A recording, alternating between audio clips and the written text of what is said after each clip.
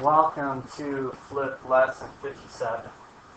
Because this content is a little bit longer and Gene does not has a time limit on the video lengths, if you're using Gene for this video, there will be two videos you need to watch, both of them the same length as the total YouTube video. Anyway, today we want to talk about probability and chance. When it comes to probability and chance, we have these definitions for these terms. Probability is the likelihood of an event happening. And probability is always written as a fraction. Compared to chance, which is also used to describe the likelihood of an event. However, chance is written as a percentage. And so when it comes to these answers, if it asks for probability, it wants a fraction. If it's asking for chance, it wants a percentage. And we'll work through these things as we go through this lesson. So we have those ideas. Let's get together. We'll just leave them up. Alright, let's look at our example. It says a standard dot cube is rolled one time. Which words describe each event? Certain that it will happen. Likely, so it could happen. Unlikely, most likely won't happen at all. Or impossible. So we want to think about these different ideas. Letter A says the cube will stop with two dots on top. So if I were to roll the cube, it's going to stop with a 2. What is it certainly going to happen? Likely, like there's a very good chance. Unlikely, possible, but not a high probability or a high chance, or impossible. And of course, if you think about that, you come up with an answer of unlikely. Right? It could happen, but because a number cube has 6 sides, it's a 1 in 6 probability of happening. So not a high likely chance of happening. Let's look at B. B says the cube will stop with more than 4 dots on top. More than 4 dots on top. Once again, as we think about this, right? Dice is rolled. We want more than 4 dots, right? There are 2 sides. There's the 5 side and the 6 side. So 2 out of the 6 sides for a possibility. Would you say that's unlikely, likely, certain, or impossible? And I think, once again, we're going to have to say unlikely. It's still a low chance of happening. Low chance. Letter C, it says the cube will stop with fewer than 8 dots. Here we have a 6-sided cube. The biggest number is 6. So that, we're going to say is certain, because it doesn't matter which side comes up, they're all going to have less than 8. And D says the cube will stop with more than 6 dots on top. So in other words, a 7 or an 8 or a 9. And of course that can't be true, and so that is impossible. We have that. Let's move on to our second example. Now we want to start working with probability itself. It says the circle is divided into 4 equal sectors. Right? Each sector has a unique color.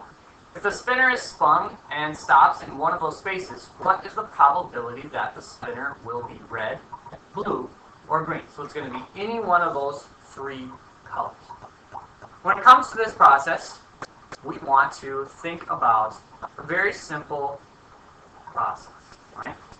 First of all, we want to know, well, how many possible outcomes are there? It would be safe. We would say 4. Right? There's a blue, a green, a red, and an orange. All possibility. Now the question says, it's going to be red, blue, or green. And that's going to tell us 3. There's 3 options to get this idea. So spinning the spinner, doesn't want to go. And we can see that most likely it has 3 out of 4 chances. Sorry, 3 out of 4 probability to get that idea. 3 out of 4. Alright, that's going to end part 1 of this video for you. Continuing on. when it comes to this, we can continue looking at this idea and we can say, okay, we see probability. There were 4 options, 3 possible answers. 3 out of 4 made a lot of sense on our last picture. But let's change our picture. Here we have an example where it says a bag contains 4 red marbles, 2 green marbles, 1 yellow marble. If we pick 1 marble out of the bag without looking, now words get cut off a little bit. We want to see these options, right? So we see the different options. We're going to take our marbles, we're going to put them in our bag, and now we're going to start drawing marbles out. So what is the probability that the marble is yellow? So we're going to follow kind of a very simple pattern. We have a number of outcomes.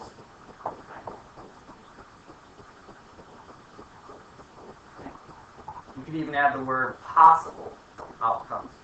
So what are all the possible choices? Total number of choices compared to what we want, right? What we actually want.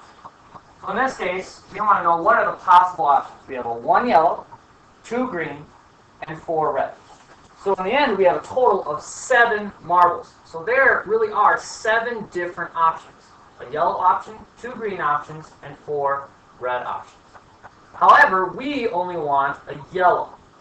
So that would put us with a probability of 1. There's 1 yellow option. So we have a 1 in 7 probability to get the yellow marble. Okay, so if we have 1 in 7 probability that it is yellow, what is our probability that the marble is not yellow? Right. Once again, we're going to say, okay, how many possibilities do we have? 7. And then we're going to ask ourselves, well, if that's the number of possibilities, what do we want to get? In this case, we want our marble to not be yellow. So that would be 2 green plus 4 red. This is going to give us a total of 6. So 6 out of the 7 marbles. That's our possibility. So there's a very, very good chance that it's going to be a not yellow marble. Right? So we would say this is very likely compared to our 1/7 where we would say that is unlikely. As we start to bring all these things together, we want to be able to understand how a data table that explains how things are going might look compared to a picture that is supposed to represent the data. So, for example, it says the following table represents a spinner. Right? So there's a spinner, it's been spinning, and these are what has come out, what has turned out. Right? In sector 1, as we spun it, it has landed 29 times in 1, 9 times in 2, and 21 times in 3.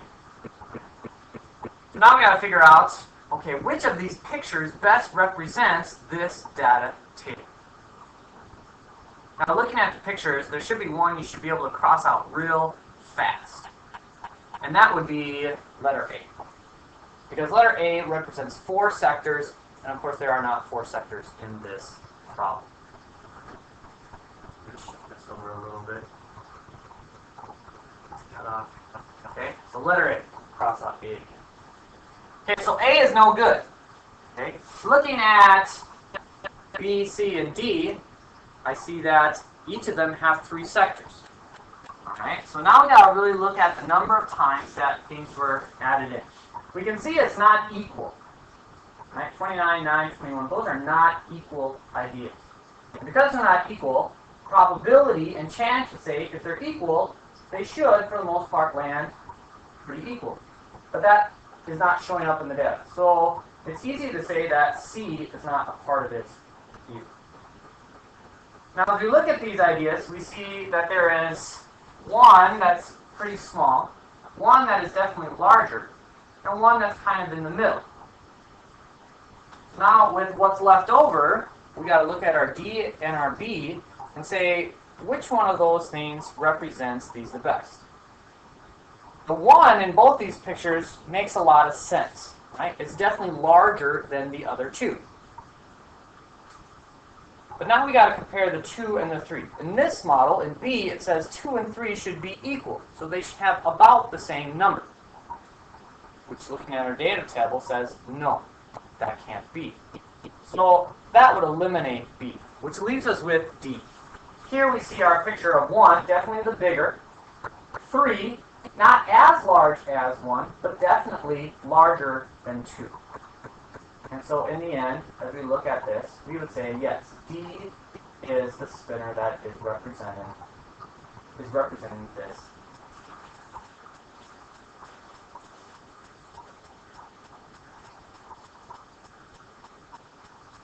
Oops. Too far. Alright, so in the end, we have the idea of probability. And you can use this sample problem to help you work through another way that probability can work. First of all, figuring out what are the possible outcomes, and then figuring out what is the probability that the coin will be heads. That is lesson 50.